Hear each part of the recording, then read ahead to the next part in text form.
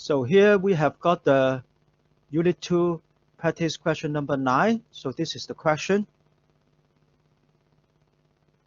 The question states that we have got the financial statement of P and S, right? So we have got the parent and the subsidiaries financial statements. As I've said before, always we get the financial statement from the parent and for the subsidiary. So this is for 30th of June 2009. So that's why basically this is the latest information that we have. We have got the retained earnings. We have got the statement of financial positions, right? So basically this question 9 is same as the question number 8, except the fact that for this question number 9, we have been given that this is not a wholly owned subsidiary. This is a 90% subsidiary. So parent acquired its 90% interest on 1st of July 2002, which is already 7 years before. Now it is already 30th of June 2009, right? Many years after. And the original cost was 500,000. We pay 500,000, and then on that day, we get 450,000. So this is basically the information that we have. Of course, what is more important is we do have some intra-group transaction. The question first said that there has been opening inventory in P, which includes some inventory acquired from subsidiary. So basically for this one, it is from subsidiary. Remember, if this is from subsidiary to parent, we will ask non-controlling interest to share portion of the adjustments. Right? This is the opening one, so that's why we will share 90% parent, 10% to non-controlling interest. How much we sell? 52,500. What is the cost? 43,750.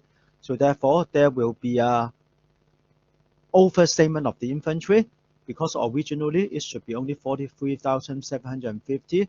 Now it stayed at 52,500. All this open inventory has been sold in the current period.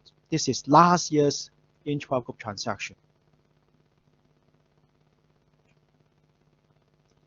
Not only we have got last year's intra-group transaction for subsidiary to parent, we also have information like during the current year. This is during the current year, parent makes sales to subsidiary. So for this, it is from parent to subsidiary. If this is from parent to subsidiary, we assume that there's nothing to do with the non-controlling interest. Right? So therefore, for this one, we don't share with non-controlling interest. This is during the current year.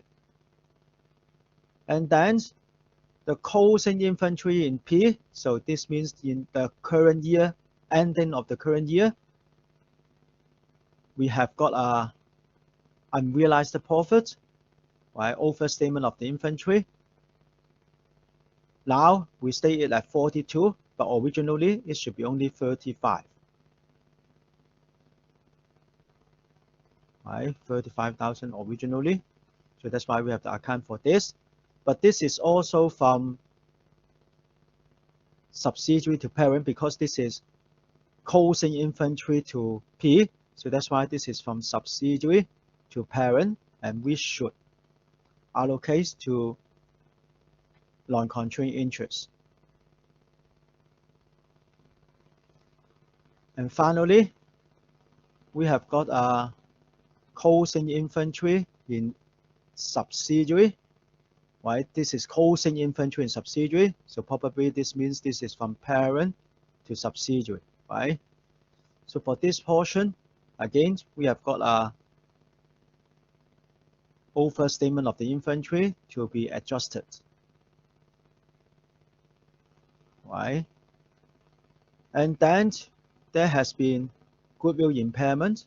Goodwill impairment. The question says that it has been impaired by 3,750 in the current year, and in the last year it was 20,000. not only we have got intra-group transfer for infantry, we also have intra-group transfer for plant. We have got a plant. We have got a plant that we have got intra-group transfer. Dates are always important. For this one, it occurs on 1st of July 2008. Now it is 30th of June 2009. So that means this is at the beginning of the current year, right? Because it runs from 1st of July 2008 up to 30th of June 2009. Right, just 1 year. We sell it for 145,000, while the carrying amount should be 101,250. So therefore, there has been an overstatement of the plant, and the question have given us the tax rate, so therefore we have to account for the deferred tax. Finally, there has been a intra-group management fee. Right? For management fee will be simpler. We just debit income, credit expense on consolidation. This is the information that we have. As I've said before, the details is the same as the question 8, except the fact that now this is a 90% subsidiary instead of a wholly owned subsidiary, and therefore there will be NCI. Nothing special. We first credit away the investment in subsidiary, as the question have told us that we credit away the investment in subsidiary. So you notice that the figure was 500,000, and we read through the whole question. We cannot find the fair value of NCI. Right? We cannot find the value of the NCI. If we cannot find the value of the NCI, this means there will be a partial GUIL method, right? Because NCI must be measured as a proportion of the fair value of the net asset. And therefore, we have got the proportion of the fair value of the net assets here.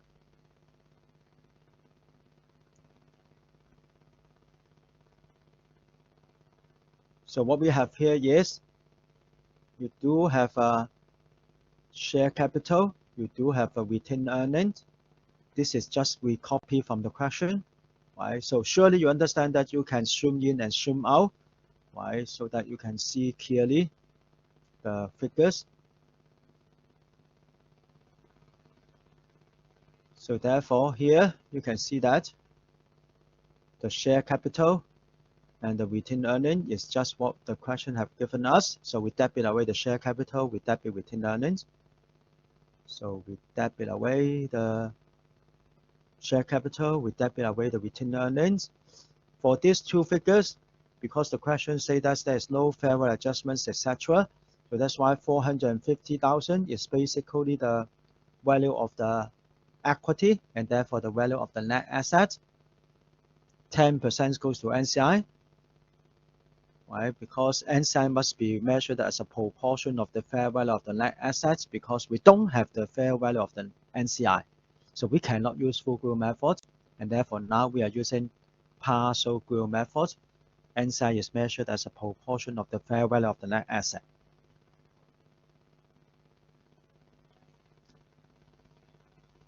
What we pay, 545,000. What we get, 450,000. So what we pay minus what we get is goodwill. Goodwill is calculated as a balancing figure. So goodwill, 95,000. Okay, so goodwill is 95,000. Usually after this, we will do something like the amortization of the fair value adjustments, etc. But we don't have fair value adjustment in these questions, so that's why we move on directly to the intra-group transaction.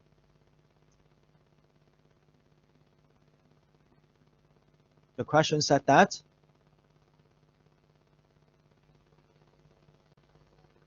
during the current year, there has been a intra-group transaction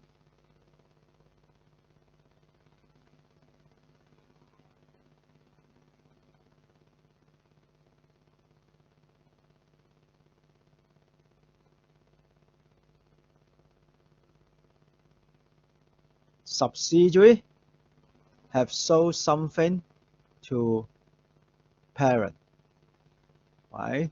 So no matter what, this is an intra-group transaction, and therefore this intra-group transaction of 65,000 should be eliminated. Therefore, you can see that we debit away the sales and we credit away the purchase and therefore the cost of goods sold. This is for this intra-group transaction from subsidiary to parent. Right? We debit away sales, we credit away the cost of goods sold for this intra-group transaction. And for this transaction, the question say that actually for this transaction from subsidiary to parent, the cost at the end of the year will have a 7,000 overstatement of the inventory, right? It should be 35, but we overstate it to 42. So this 7,000 should be eliminated on consolidation. So basically this means we credit inventory 7,000 and we debit cost of goods sold. Of course, you can combine these two journal entry into one if you like. You can debit sales 65, credit cost of goods sold 58, and then credit inventory for 7. Right. This is the journal entry for the elimination of the overstatement of the inventory as well. Because you have credited the inventory, the question say that 30% is the tax rate. Right, 30% is the tax rate. So you debit the deferred tax asset, and because you have got the debits to the cost of goods sold, so you credit tax expense. Right, the question say that tax rate is 30%. This is for subsidiary to parent, and then we know that also there has been a parent to subsidiary. This is the case, right? For parent to subsidiary, the intra-group sales 81,250. This is current year, right? So we debit away the sales and we credit cost of goods sold. So here you see we debit sales and credit cost of goods sold for this 81,250. This is from parent to subsidiary, and the question say that for this there should be a 3,000 overstatement of inventory. Right, from 15,000 lower back to 12,000. Therefore, what we have to do is we credit inventory 3,000 and we debit cost of goods sold. This is for the transaction from parent to subsidiary. Again, you can combine these two journal entry into one. You may debit sales 81,250. You credit inventory 3,000, and then you credit 78,250 for the cost of goods sold. And again, because this is a consolidation adjustment, it affects only the accounting base but not the tax base. Therefore, there will be a deferred tax implications, 30% tax rate. You debit deferred tax asset, 30% tax rate. You credit tax expense. Right? This is from subsidiary. This is from parent. Current year.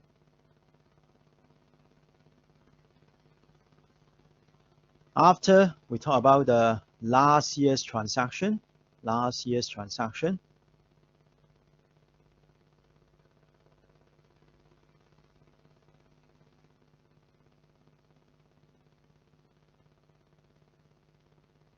question say that the closing inventory last year.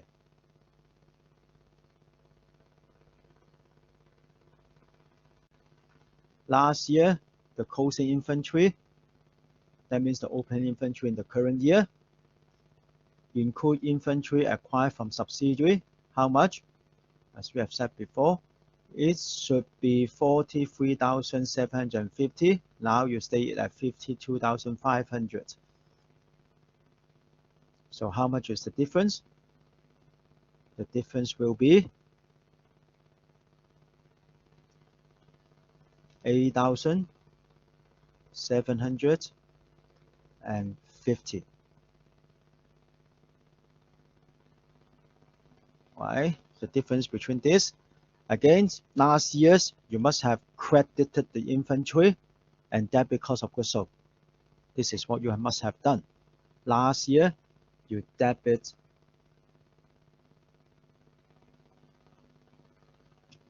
cost of goods sold and credit inventory. This is what you must have done last year. Last year's cost of goods sold has been posted to retained earnings. Therefore, it should be retained earnings. Now, repeat this journal entry. Why? Because last year's you must have done this one. As a consolidation accountant, I have to put through this journal entry for consolidation. So therefore, what we have to do is we should debit retained earnings. But this is a sales from subsidiary to parent. If you simply debit retained earnings for all the 8,750, you ask the parent to share all. But actually, it should be 90% to parent, 10% to NCI. Right? So 90% we debit retained earnings, 10% we debit NCI. Originally, you should credit cost of goods sold, but you should credit inventory. But as the question have mentioned, all inventory has been sold. Therefore, you debit back the inventory and you credit cost of goods sold. Right? So all the cost of goods sold, all the inventory has been sold. Therefore, you credit cost of goods sold. Therefore, you can make it to journal entry. You can debit retained earnings, credit debit NCI, and then credit inventory, and then after you debit inventory 8,750 and credit cost of goods sold 8,750. But usually I will combine these two because last year's unrealized profit has been fully realized in the current year. And because of this, why 30% tax rate, 30% tax rate, 30% tax rate, you reverse for the you account for the deferred tax. This is for last year's unrealized profit.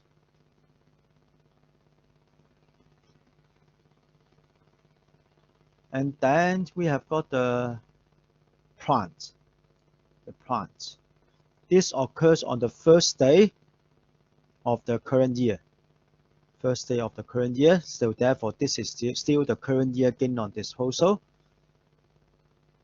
Anyway, we must have recognized a gain on disposal because we think that there has been a gain on disposal. Net book value 101,250.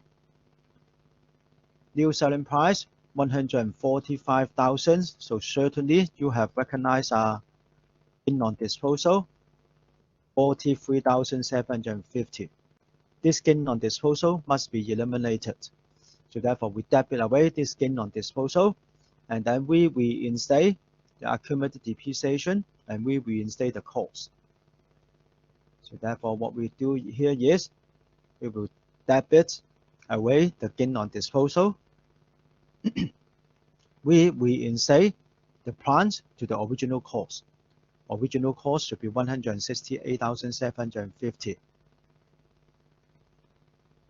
And then we also reinstate the accumulated depreciation. So we credit on a net basis. Basically, you debit away the gain on disposal 43,750.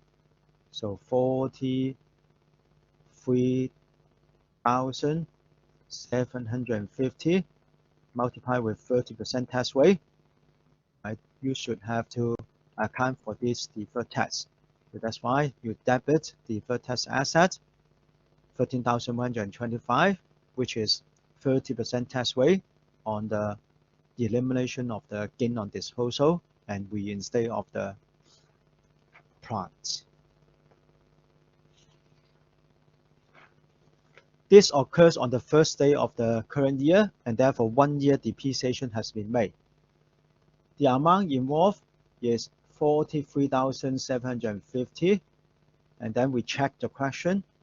The question say that how many years left? The remaining useful life should be 6 years.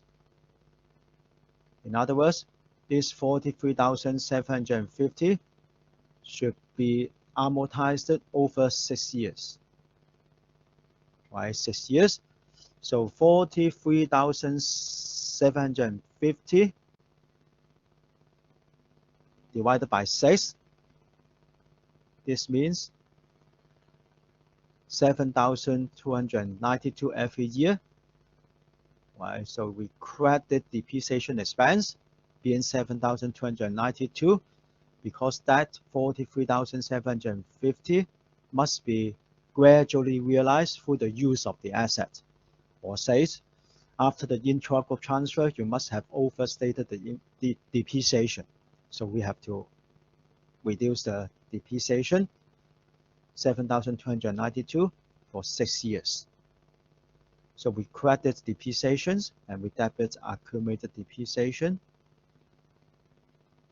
This is a reversal of the original deferred tax asset, right? Because originally you created this deferred tax asset. So now you are gradually reversing it. So because you debit depreciations expense, 30% tax rate, you should debit tax expense. Because you debit accumulated depreciation, 30% tax rate, you should credit deferred tax asset. It is deferred tax assets because what you have created originally is deferred tax asset. So this 13,125 will be gradually reversed.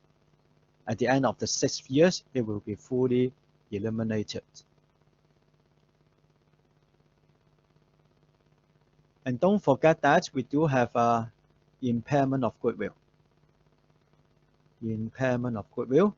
The question says that how much is the impairment of the goodwill? The impairment of goodwill should be current year 3,750, previous years 20,000. So we have to credit goodwill. In total, we have to credit 23,750. 3,750 is for current year. So we debit retained earnings 20,000, right? So we debit retained earnings. We don't need to share it to NCI, right? Because for this question, it is partial GRIL method. Just because this is partial GRIL method, so that's why we don't need to share it to NCI. If we are using full GRIL method, actually you have to share retained earnings 90%, NCI 10%. Right? But for this, because we are using partial GRIL method, we did not record for the goodwill for NCI at the very beginning, and therefore there's no impairment of goodwill for NCI. And lastly, we should eliminate for the management fee. Management fee is 33,125. So we debit income and we credit expense. We debit away this management fee income that the parent has recorded, and we credit away the management fee expense that the subsidiary has paid. And then we have to eliminate also the dividend pay. From the financial statements.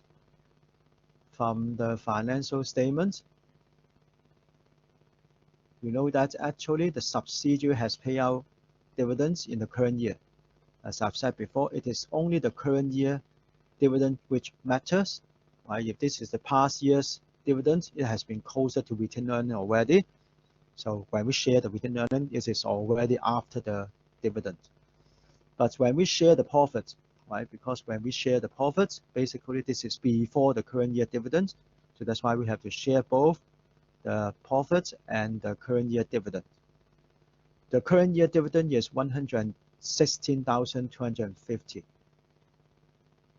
Current year dividend. So therefore, we eliminate this 116,250 90% the parent must have received as dividend income, so we debit away the dividend income that the parent has received, and we debit NCI. 90% parent must have received, so we debit away the dividend income that the parent has recorded, and we debit NCI for its share of the elimination of dividend. 2 more journal entry. First one is we share the retained earnings. Second one is we share the current year profit. Retained earnings will be easier.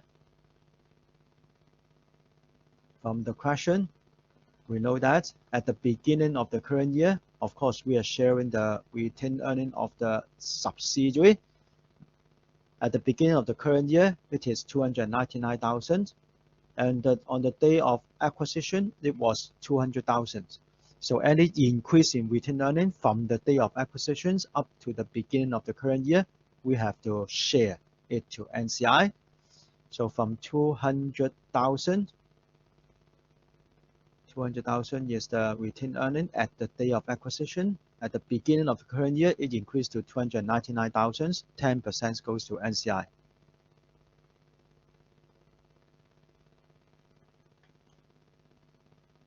Okay, and then we share the current year profit. Current year profit. Again, we read from the financial statement of the subsidiary. So current year profit, 126,000.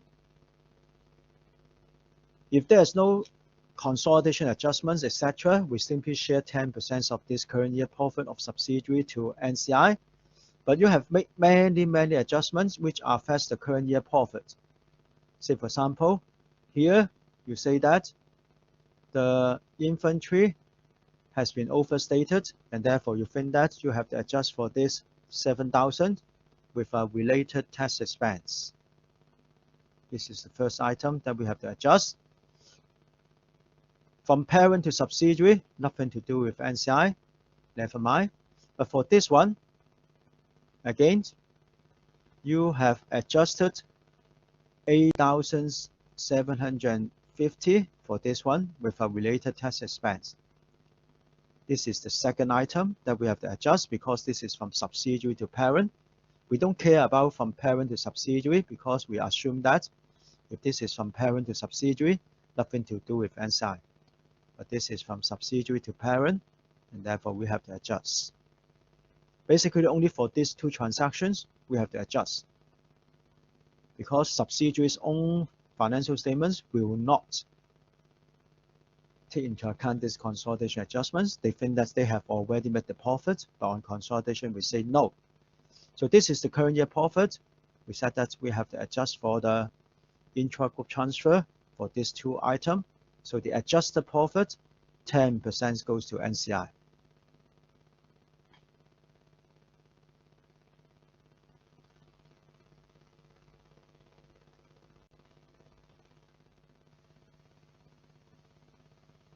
If the question asks for the analytical check, so this is the analytical check. From the questions, you know that. From the questions, you know that the net asset, net assets of the subsidiary should be 558,750. This is just we copy from the question. 558,750. So 10% goes to NCI.